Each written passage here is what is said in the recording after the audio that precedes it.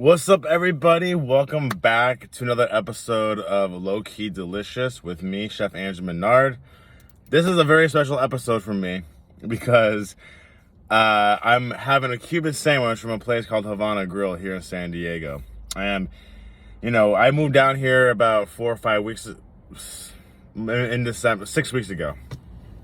And I was looking at restaurants before I moved down here to see what was down here, right? And I saw this place, Havana Grill. So I bookmarked it because I knew I wanted to go check this place out, okay? And there's a couple Cuban spots out here, right?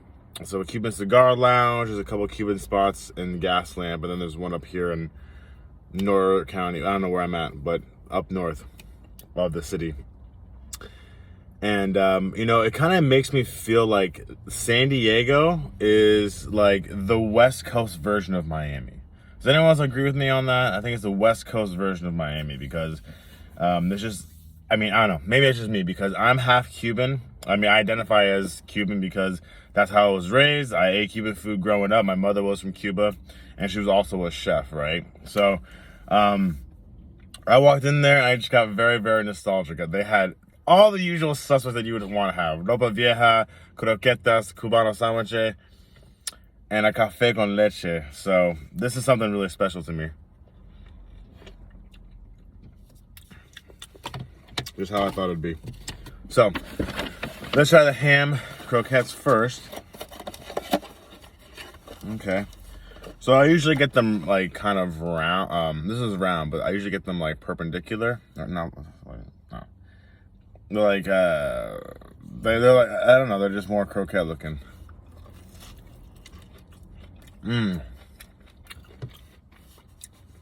But the stuffing in the inside is exactly what you'd want in a Cuban croquette.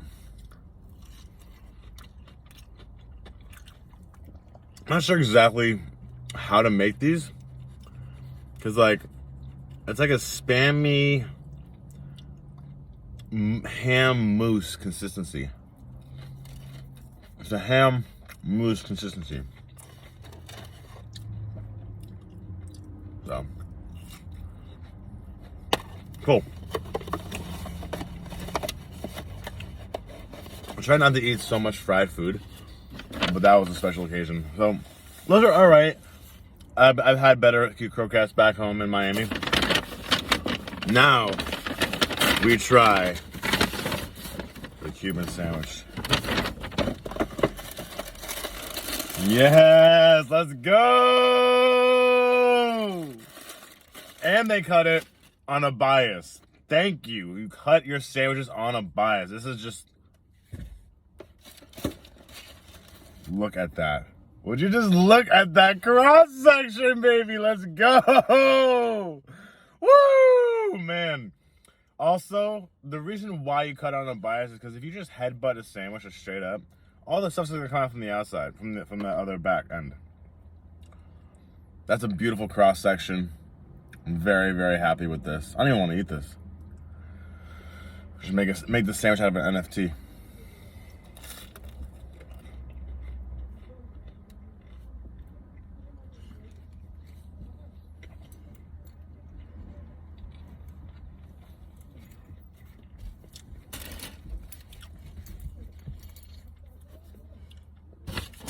Okay. So, the bread is traditional Cuban bread. That's what makes a Cuban sandwich is the bread. It's a little bit on the sweeter side. If I was to compare it to I would compare it to like an Italian roll, but more thinner, a little bit sweeter, and just like really compressed. Like there's no air in it.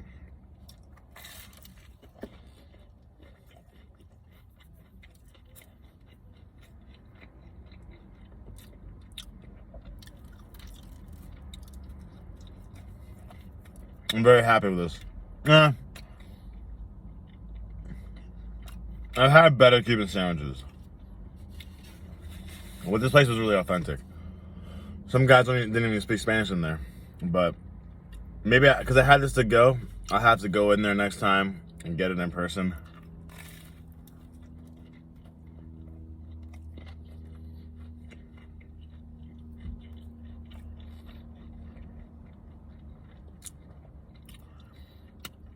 If I was to rate this, I'd probably give this like a 5 out of 10.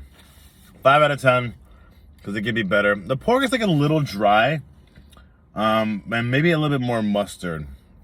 I just like when I taste a Cuban sandwich back home, like there's a zing, there's an umph to it. It's kind of lacking this a little bit. So I'd give it a 5, but I'd definitely go again. You know, you gotta try things twice in life. Twice to try it, once to try it, twice to make sure if you liked it or not. So.